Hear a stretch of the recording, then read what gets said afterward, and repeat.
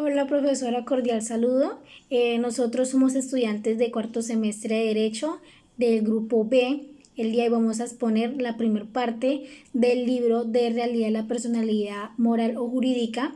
Mi grupo está conformado por Laura Natalia Ramírez Jiménez, Laura Valentina González Ruiz, Luis Alejandro Pérez Medina y mi persona María Valentina Morato Pérez. Iniciaremos hablando sobre la realidad de la personalidad moral o jurídica.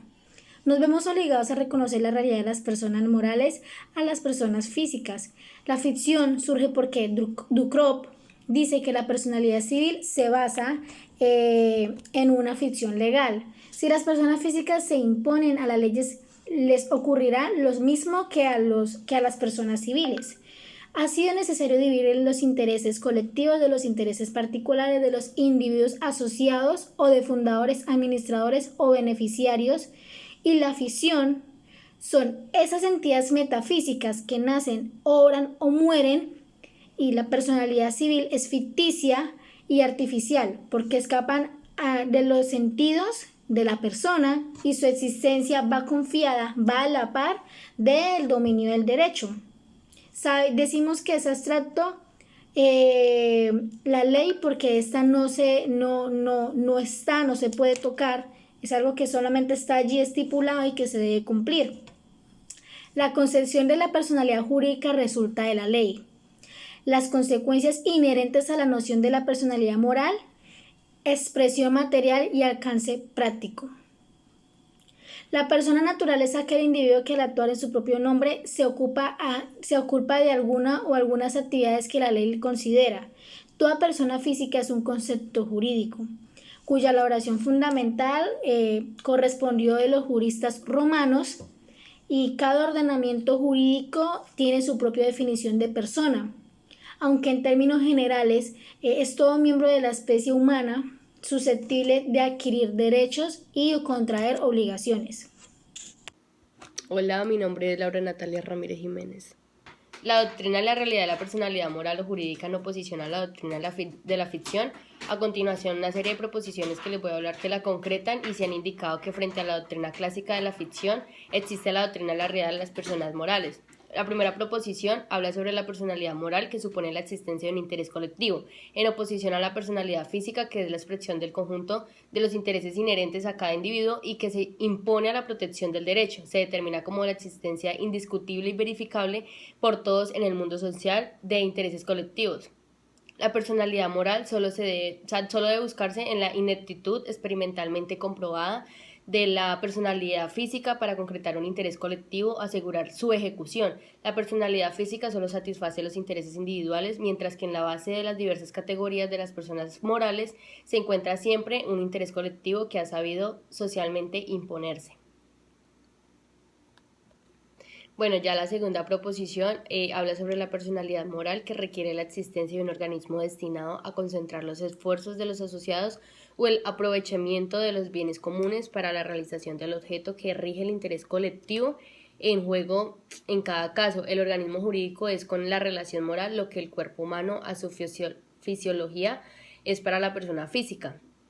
Las personas morales de derecho público y las de derecho privado manifiestan que, por el contrario, su voluntad y su poder de obrar por medio de organizaciones compuestas a la vez de elementos humanos y materiales.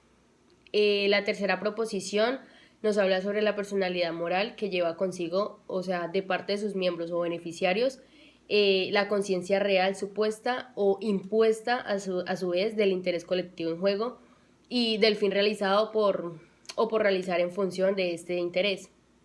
Las personalidades morales o jurídicas no son sino apariencias simples, mecanismos materiales, palancas a disposición de los individuos. Ya la cuarta proposición es el reconocimiento de la personalidad moral. Se impone científica o irracionalmente tan pronto como un grupo o una obra revisten a una individualidad social suficientemente caracterizada, en el que se aplica esencialmente a las personas morales de derecho privado. La quinta proposición es la unidad de la noción de la persona moral y su identidad con la noción de sujeto de derecho. Esta se divide en dos. En el texto nos dice que la primera es la personalidad moral y la física se confunden en la noción de sujeto de derecho. La segunda nos habla que la existencia de la personalidad moral depende de la personalidad física. Muchas gracias. La persona moral, la persona física y la identidad que tiene con la noción del sujeto de derecho. La persona moral depende de la persona física. El derecho no se puede concebir sin sujeto. Entonces, tanto como el derecho público como el derecho privado tienen que darle la importancia a distinguir el sujeto para no confundirse de este. Los derechos que se descubren en las personas morales tienen que protegerse jurídicamente con el nombre de derechos. Las personas morales cuyo origen son las asociaciones, siempre se comprende de la persona física, que son los llamados los fundadores, miembros o beneficiarios, que estos encarnan intereses colectivos que encarnan a los individuales. Y este no deja de depender de la persona física para el funcionamiento. Llamamos miembros de la persona moral a todos los que componen asociaciones en la corporación, destinatarios y administradores en la fundación. Una persona moral, así como una persona física, puede ser miembro de otra persona natural, de otra persona moral. Es el caso de las fundaciones, de las asociaciones que hacen parte de otras asociaciones. La persona moral, en su vez, un conjunto de personas morales susceptibles a engendrar una persona moral, representativa de intereses colectivos de orden general más elevados a los intereses de la anterior, de la primera. Jurisprudencia en cuanto a la realidad de las personas morales, la atribución de esta personalidad es de los intereses colectivos que presentan una individualidad cierta.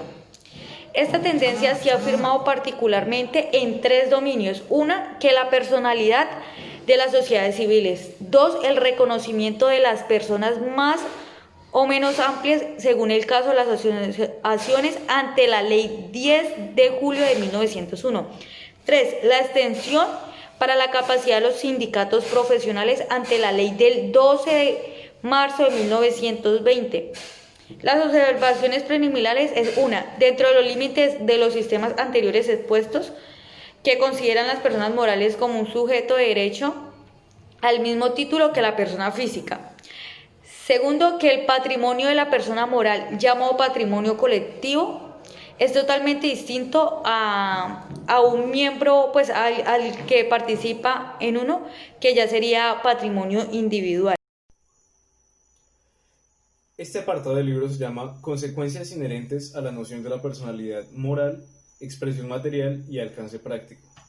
Lo primero que tenemos que entender es que como persona moral o jurídica se designa en derecho a toda aquella entidad jurídica que está constituida por grupos u organizaciones de personas y que es reconocida como instancia unitaria con capacidad para ejercer derechos y contraer obligaciones.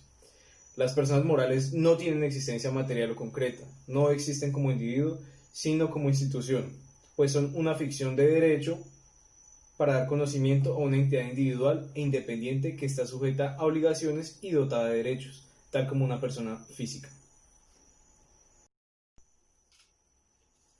La personalidad moral se traduce en primer lugar por la autonomía reconocida a su patrimonio respecto de los patrimonios de las personas en cuyo agrupamiento se basa la existencia de dicha persona moral. En otras palabras, el patrimonio de la persona moral, llamado patrimonio colectivo, es totalmente distinto del patrimonio de los asociados, llamado patrimonio individual. Lo que no quiere decir que en ciertos casos, como el de la sociedad en nombre colectivo del derecho mercantil, las fluctuaciones experimentadas por estas dos categorías de patrimonios, colectivo e individual, no repercutan una sobre las demás. En relación a la personalidad moral, encontramos varias nociones. El autor dice: entre más viva es la lucha y más diversos los sistemas, cuando se trata de la naturaleza y existencia de la personalidad moral, tanto más notable es el acuerdo existente sobre las consecuencias esenciales de esta personalidad una vez establecida. Sin embargo, no dejan de existir algunas importantes diferencias de detalle, en virtud de la diversidad de partida. Por lo que a nosotros respecta, nos colocamos dentro de los límites de los sistemas anteriormente expuestos, que consideran a la persona moral como un sujeto de derecho al mismo título que la persona física. Entonces, lo que hace el autor es equiparar en el mismo punto lo que es el sujeto de derecho y la persona física en un mismo nivel, salvo a las diferencias de carácter orgánico o biológico que separan estas dos categorías de personas. La expresión material de su actividad jurídica debe ser la misma. En consecuencia a lo anterior, los acreedores personales de los asociados no tienen ninguna acción contra el patrimonio social. Por ende, una sociedad no tiene que sufrir las consecuencias de los negocios privados de sus miembros.